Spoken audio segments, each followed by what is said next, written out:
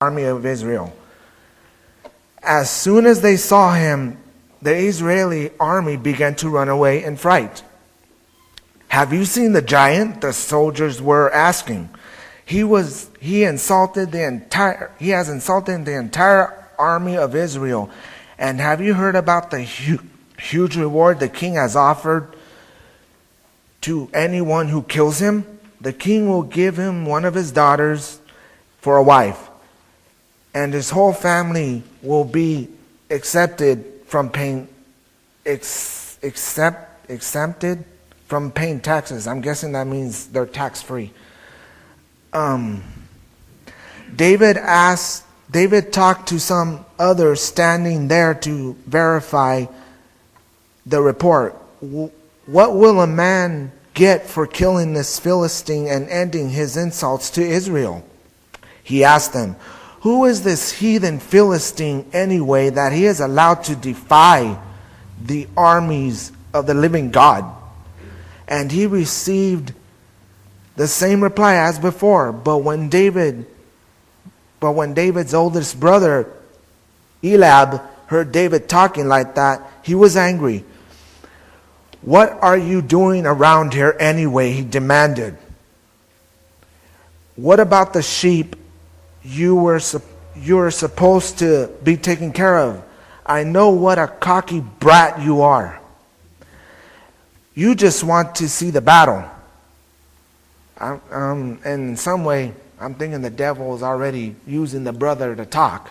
He's calling him a cocky brat. He's calling him, saying, "You just want to see the battle." But he doesn't know what David's going to do. And David's a little guy. David's like probably from the ages of 11 to 18. He's probably right around there. And all the other brothers are all older than him. And he says, "What have I done now?" David replied, "I was only asking a question." And he walked over to some others and asked them the same thing and received the same answer.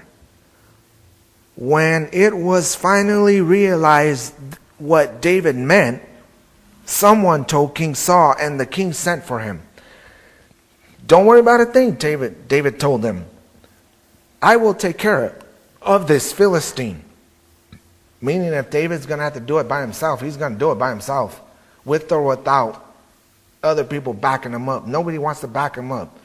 This is where I say the world is different from when you're a kid. Nobody backs you up. After that, it's either you're on your own or you're only backed up because someone's paying you're paying someone to back them up. But when you're a kid, everybody backs you up. Everybody backs you up within a twinkle of an eye. And it says, "I will take care of this Philistine." "Don't be ridiculous," Saul replied. How can a kid like you fight with a man like him? You are only a boy, and he has been in the army since he was a boy." The devil's now using Saul to talk. Saul's going like this, like, "You're just a little kid. He'll squash you within an instant. He could just knock you to the ground, and you're out for the count." But David persisted. "Why am I taking care of my father's sheep?" he said. "And a lion or a bear comes and grabs a lamb from the flock. I go after it with a club and take the lamb from its mouth. If it turns on me, I catch it by the jaw and club it to death. I have done this both to lions and bears, and I will do this to this heathen Philistine too, for he has defied the armies of the living God. The Lord who saved me from the claws of the teeth and teeth of the lion and bear will save me from this Philistine." Saul finally consisted. "All right, go ahead," he said, "and may the Lord be with you." Finally, Saul gave in, gave him the blessing of the Lord, and said, "Go on then." Then Saul gave David his own armor, a bronze helmet, and a coat of mail. David put it on, strapped the sword over it, and took a step or two to see what it was like. For what it was like. For he had never worn such things before. "I can hardly move," he exclaimed, and took them off again. Then David picked up 5 smooth stones from a stream and put them in his shepherd's bag, and armed only with his shepherd's staff and sling, started across to Goliath. This is what I was telling the pastor a while ago. Now, when you're a kid like 5-year-old, anywhere from the ages to maybe a day old to a 5, 6, 7-year-old kid, things look big. Even a small house will look big. But to an adult, it's small. But like kids like that, and kids like the pastor's size, kids like the pastor's kids, and when they're that small, everything, like I said, it just looks big. And Goliath walked out toward David with his shield bearer ahead of him, sneering in contempt at this nice little red-necked boy. Now to Goliath, maybe from afar, David looked like a man. But when he came up to David and saw that he was a boy, he just snickered and cursed him. He said right here, "Am I a dog?" he roared at David, "that you come at me with a stick?" And he cursed David by the names of his God, by the names of his gods.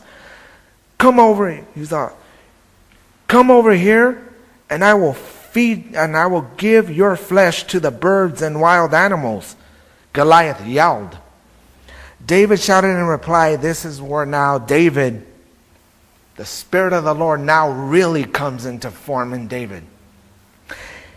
David shouted at him in reply, "You come to me with a sword and a spear, but I come to you in the name of the Lord of the armies of heaven and of Israel, the very God whom you have defied. Today the Lord will conquer you, and I will kill you and cut off your head, and then I will give the dead bodies of your men to the birds and wild animals, and the whole world will know that there is a God in Israel.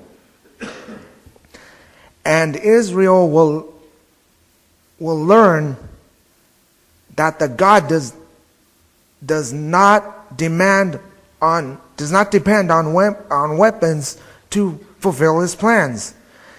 He works without regard to human means. He will give you to us." That pisses Goliath off. That gets him mad. Now he's really mad. It says, as Goliath approached, David ran out to meet him, reaching into his shepherd's bag and took out a stone. Now it doesn't say how long this fight went on. It doesn't say if it went on for 5 hours, 4 hours, 3 hours. It doesn't give a time. But when Goliath was trying to swing at him, when Goliath was trying to swing the spear and the sword, David probably was going like this and like that, and just dodging everything. And it says right here, when David ran out to meet him and reaching into his shepherd's bag, he took out a stone, hurled it from his sling, and hit the Philistine in the forehead. The stone sank in, and the man fell on his face to the ground. So David conquered the Philistine giant with a sling and a stone. Since he had no sword, he ran over and pulled Goliath's sword